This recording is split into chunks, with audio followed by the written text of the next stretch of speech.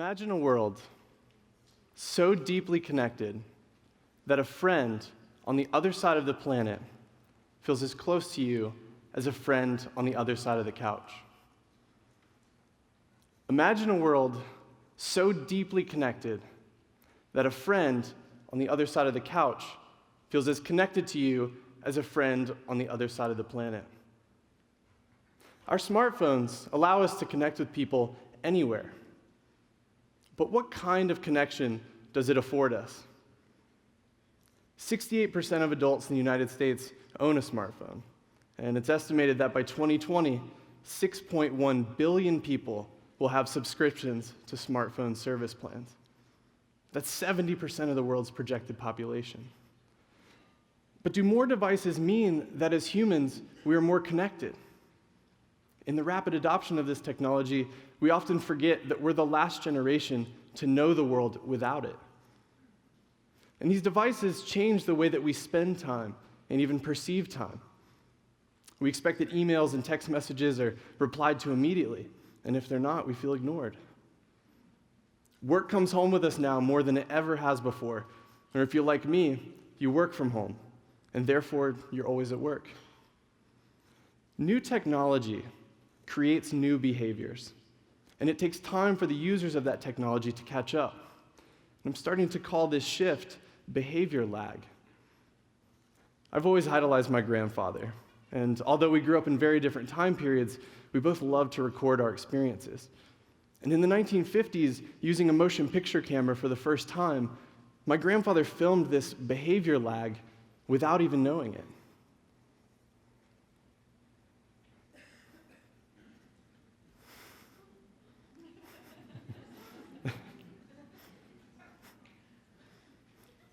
Did you notice that the family was assembling themselves to have their portrait made, but yet they were being filmed in motion? They were performing for the camera in the way that they've been told to their entire lives. Only after they saw themselves on film did their behavior start to change.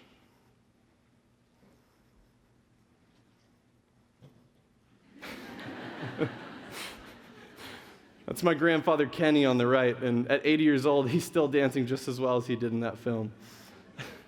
But you'll see in the later rolls of film that people's performance and their reaction to being filmed changes after they've seen themselves, and action starts to take place in almost every scene. Now fast forward to 2016, and cameras have advanced to where they are these super machines that we keep within arm's reach at all times. And we use them not only to make photographs and video, but we spend a lot of time looking at other people's photographs and videos with these. As an artist working in photography, this is what behavior looks like to me today.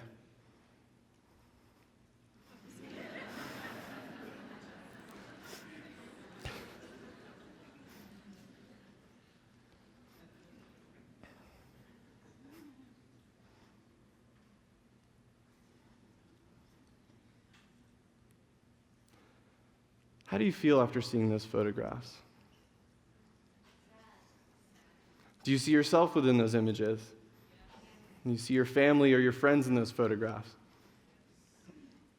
Those images are from my series titled Removed, and in fact, many people in the series are my family and friends.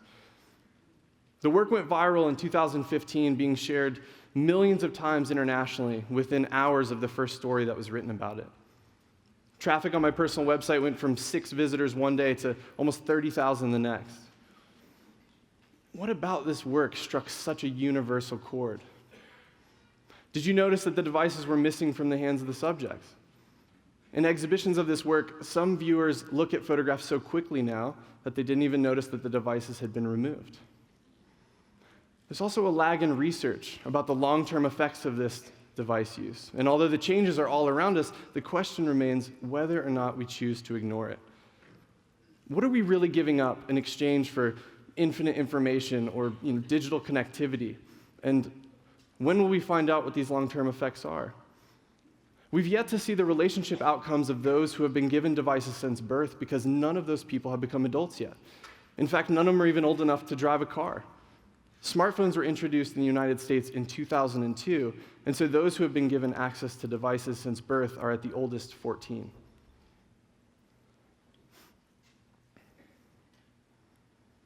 We are in the midst of another behavior lag, just like my grandfather's family before they saw themselves on motion film.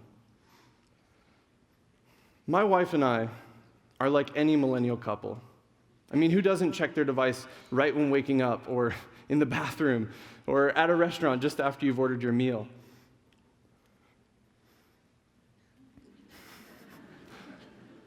That's her and I right there.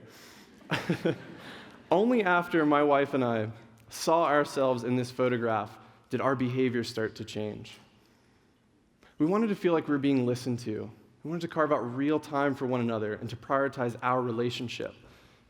The photograph helped us realize the way that our body language was isolating ourselves from one another. And so we decided to make some changes. We created no phone zones in our home, starting with the bedroom. At night, when we're done with work, we leave our devices in the charging basket in my studio. When we go out to eat, we leave our phones in the car. Or when we watch a movie together in the living room, we intentionally leave our devices out of the room.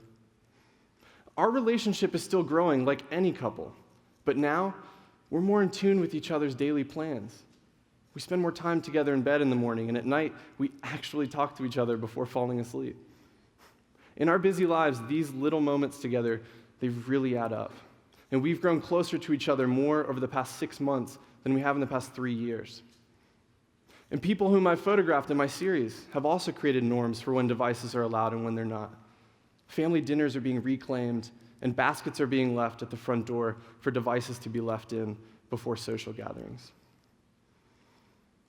Only after my grandparents saw themselves on film did their behavior start to change.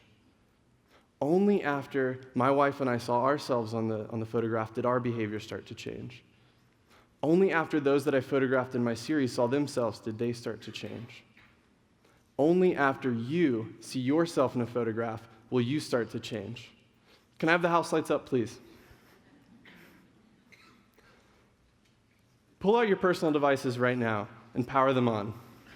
But resist that urge to check your text messages or your emails. It's difficult, but you can do this.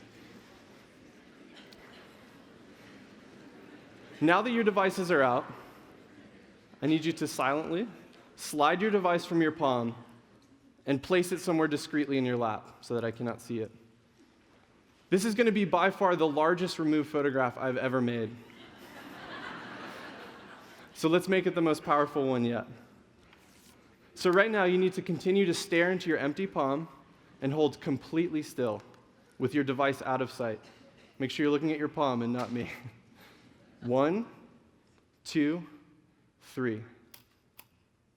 Excellent. I'm going to get one more for good measure. Someone's mom's calling. Might be mine.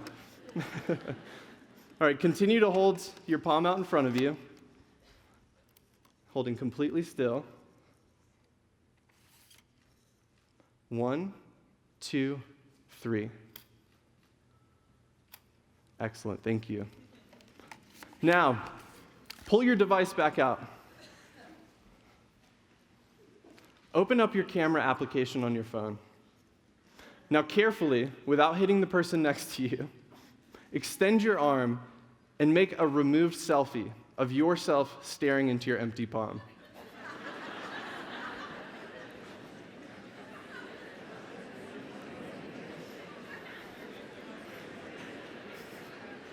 Your removed selfie should look something like this.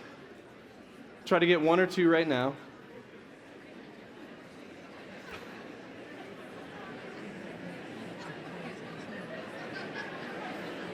Okay. Can I have the house lights back down, please? Thank you.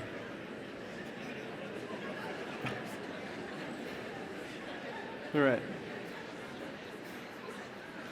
These next 2 steps that I'm going to give you are going to allow you to make specific change in deepening the relationships in your life by using this remove selfie. The first step is set this remove selfie as the background image to your device. So that every time you get that itch to check your phone, you will see yourself in the way that others see you while using this technology.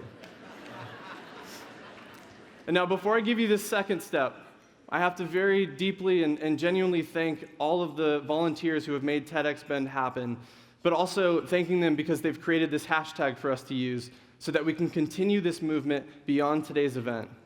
So whether or not you're watching this on-site or online, take your removed selfie and upload it to all of your social media platforms using the hashtag TEDxBend2016removed.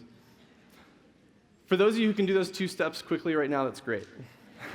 For the rest of us, I know I couldn't do it that fast, don't worry, I'll make sure these steps are made available to you after the talk. Put away your phones completely now and reconnect your gaze with me. Now that you have seen yourself removed, what changes will you make?